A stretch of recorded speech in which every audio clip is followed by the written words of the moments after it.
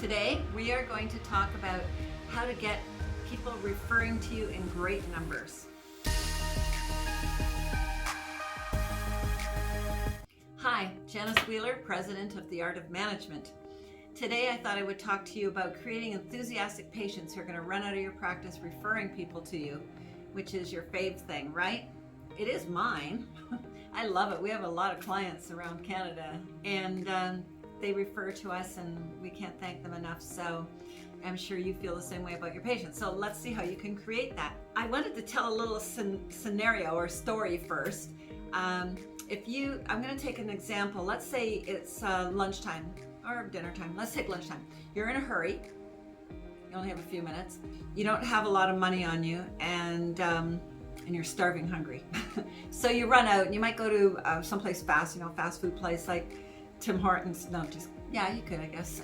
McDonald's, Harvey's, not to center out any of them. But in a short amount of time, you're not hungry anymore, and it didn't cost an arm and a leg, right?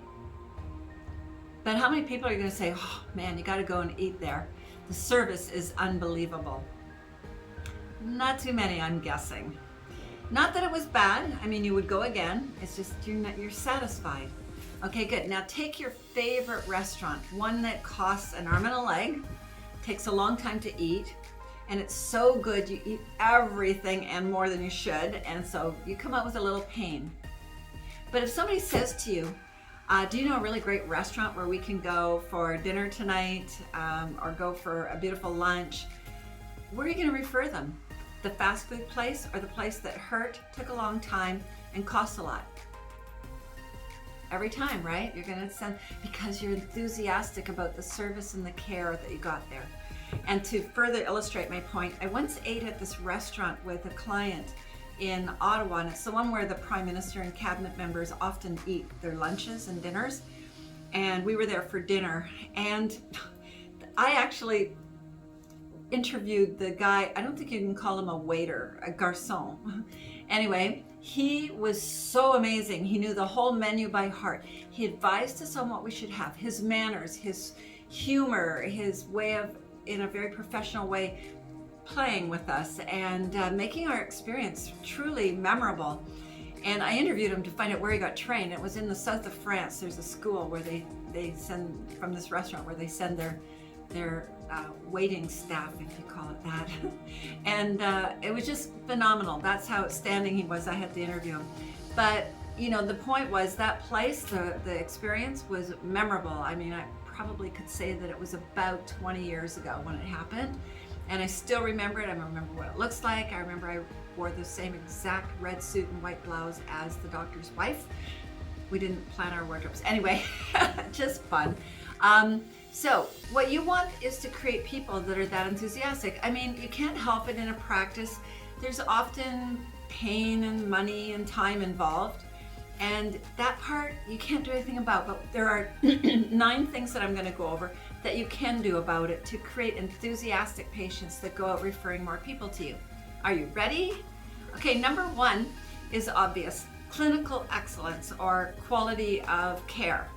That is always going to be number 1. It's the overriding thing. If you're delivering bad service, or hurting too much, more than they should, or they don't feel that it was the quality they were expecting at the end result, no matter what profession you're in, they're not going to go out and refer other people to you. So you want to have that, because that's the number 1 thing, is giving patients the care they deserve to have. Another point, number 2, is having state-of-the-art equipment. Patients can often perceive this. I mean, it's not as obvious nowadays as it used to be a long time ago, where you walk into a practice that had been there 30 years and it had really old equipment, and you walk into a new one and it was like really dramatic. Nowadays, most people have fairly newish looking equipment, even if it's 10 years old, but make sure it looks in good order, that if you've got leather benches or seats or anything for your profession that they're sitting on, that there's not cracked leather and stuff like that. That doesn't look too good. So again, that's number 2. Number 3, make it a stress-free moment for them when they're in your practice. Make things calm and have, soothing music on, let's say, in the background. Anything that you can do For a dental office, if you're sitting in the chair, a warm blanket is sometimes really nice, especially if there's air conditioning on because it's the summer. Do things to reduce stress in any way that you can think of. Number 4, and I don't know, for some people this is number 1, run on time. It's a famous thing with doctors that they're, sorry, you may run on time, but there is a thing that people will talk about how their practice does not run on time. And they will share that with other people. Oh, they're always behind schedule, blah, blah, blah.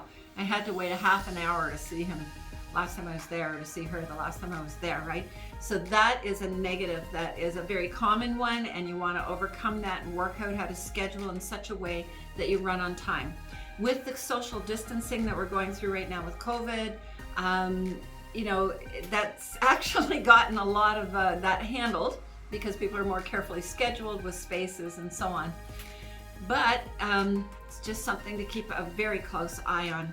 Number 5, we've noticed that when practices, all the staff in the practice wear uniforms, it looks very coordinated and it builds confidence in people, as opposed to, sometimes staff will, take something off their chair that was all crumpled up and put it on in the morning and come to work a little messy. Even uniforms can look that way sometimes. So make sure that that your staff, if possible, are wearing uniforms, because it does, just indicates a healthcare profession kind of flavor to your practice.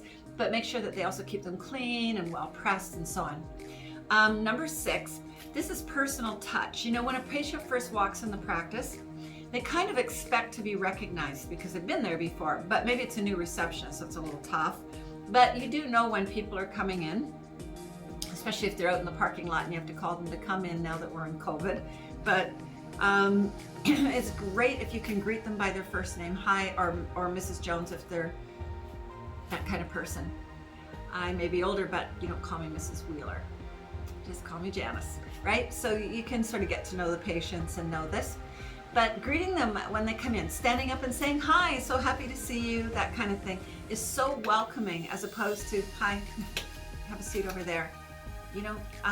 Some staff are shyer at the front desk, but they have to get over it, because the patient needs to feel like they've walked into the right place right from the beginning, okay? So personal touch wherever you can. Another part of personal touch, really, number 7 point, is wear name tags. I know when I go in my doctor's office, I can't remember, is that Chrissy or Christine? I can't remember, like that kind of thing. Whereas if it's on the tag, I feel more comfortable that I'm going to say the right name. Number 8, make them comfortable. You can't give them magazines anymore, but make them feel as comfortable as they can. If you have coffee and tea and water and those kinds of things, make sure they're offered to them and so on. Number 9, this is the last point, but it's a small one, but it can be very important. We used to say send greeting cards, for their birthday or Christmas, that kind of thing. However, nowadays emails are everything, and they have these really cute cards online that you can send. So don't be shy about doing that. If they have a daughter who graduated this year and you know it, you can always send them a little email saying congratulations. It doesn't have to be the doctor, it can be the staff. Send it on behalf of the doctor, signed by the doctor. So these are all things, when you add all of those things up, that can add to patients being enthusiastic enough about your service that they're actually going to walk out of your practice. When they go home or to work or at church or wherever, they're going to spread the word about your practice. So there you go. Don't forget to subscribe to our channel, because I make these regularly, like one a week at least. And you can always give us a like and share us with your friends. Thank you for being here, and I'll see you again next time. Bye-bye. To get your practice analyzed, contact the Art of Management at 416-466-6217.